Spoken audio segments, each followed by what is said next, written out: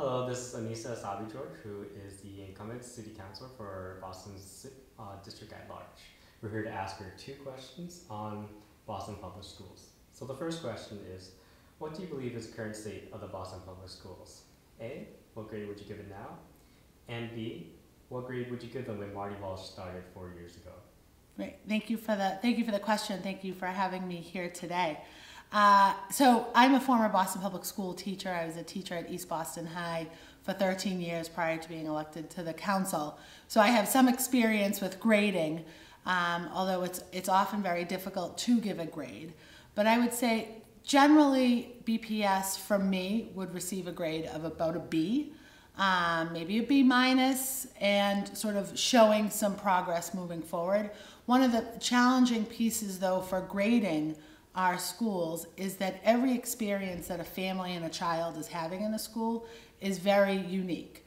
And we have in our schools sort of standardized grading systems. So we've got a state leveling system and we have a city leveling system that gives each of our schools grades. And we have, the mayor talks a lot about, over the course of his term, now having the most level 1 and level 2 schools.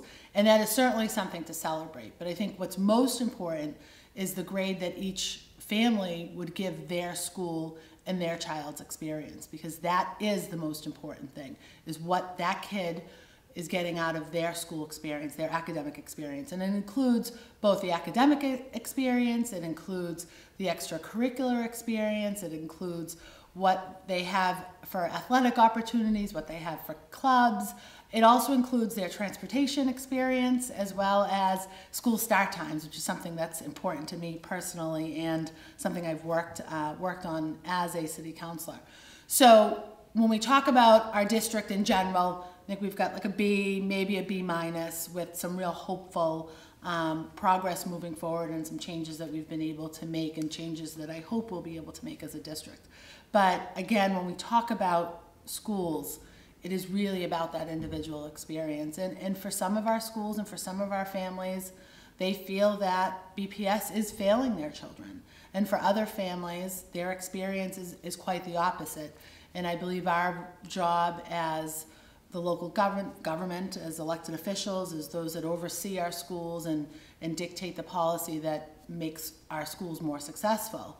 Our job is to make sure that every kid is having a positive experience with school, that their families are having a positive experience with school, and that we're constantly looking to improve what we do, how we operate, how we run, so that on the other end of that child's academic experience, that they have felt that they've gotten that A experience out of their school. All right, thank you. So the second question is, what specifically are you going to do to improve them? A, how many schools are you going to visit? B, what programs do you add or subtract? And C, how much more money, if any, do you think the schools need? Sure. So there's a lot of questions there rolled into one, so I've got some notes, so hopefully we'll get through them all. First of all, I've visited, so I used to teach, so I spent a lot of time in one particular school. But as a city councilor, in my official capacity as a councilor, we went through and I counted just over 40 schools that I visited since being elected to the Boston City Council. It doesn't include sort of my independent visits to my own kid's school. Those should count. Those should count as well, but they're not part of that number. And it's important that as an elected official, I visit schools because it's so unique what that experience is once you're in a building.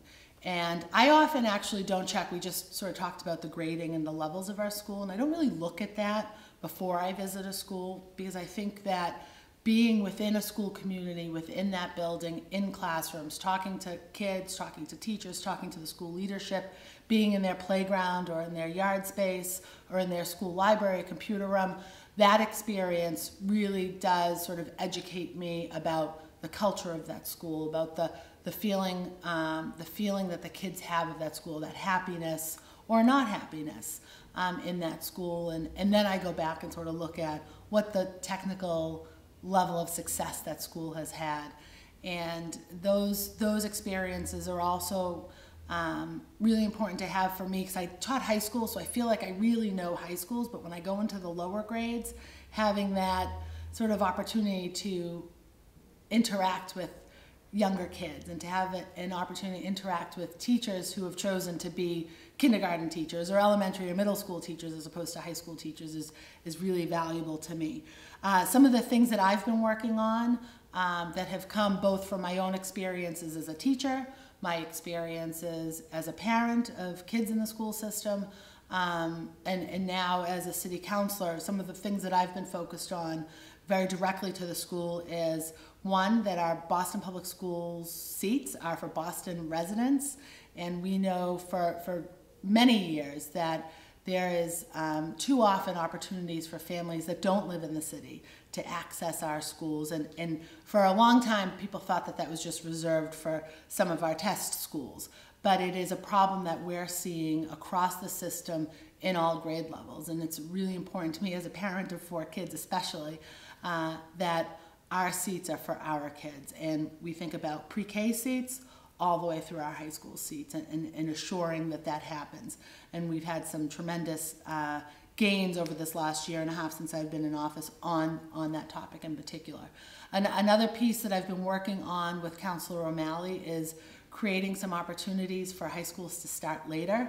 Again, going back to sort of my roots and my experience, I taught high school, and about half of our high schools start before 7:30 in the morning, and we just know, and we don't even have to go back to the evidence anymore, we just know that teenagers, adolescents, are not able to be productive at 7:10, 7:15, 7:20 in the morning, 7:30 in the morning, and we're expecting them to be in school, in their seat, ready to perform, ready to take tests, ready to take high stakes testing at that hour. And it is not, it's not right. We're not helping our kids be successful. And our job as elected officials, our job as a city, as school department officials, as educators, is to make sure that our kids are as prepared as they can be for their academic experience.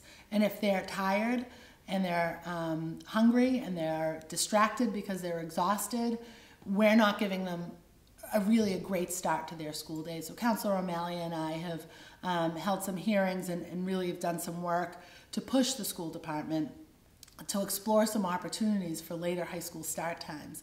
But on the other end, we're seeing some of our early ed schools, earlier grade level schools, are starting much later in the day. They're starting at 9:30. And then we're extending the day, which is great to extend a child's opportunity to learn, but we're also really extending the time that we're expecting a kid to sort of sit in their seat as we, as a society, cut back on time for lunch, cut back on time for recess, and not really think about the child that is before us. And when elementary schools are starting at 9:30 in the morning, as a parent of younger kids are, they've already done half their day by the time we get to 9:30. So I think as a district we can be a lot more thoughtful about start and end times for our kids, and also consider how transportation connects to all of that and really impacts all of that. And I look forward to some of the changes that are coming forward for this upcoming school year on our transportation and the changes in the routes that are supposed to make it all a little bit more efficient.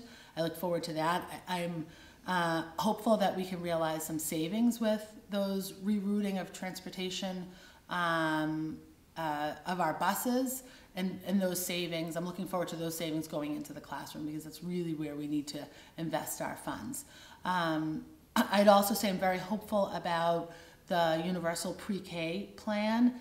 The earlier we can get kids into sort of a formal learning environment, even a formal learning environment for little kids is still play, but it is still part of the experience every child has from when they're toddlers to when they graduate high school and hopefully go on to college or work and beyond, that we're doing all we can as a city and as a school system to support those kids and those families.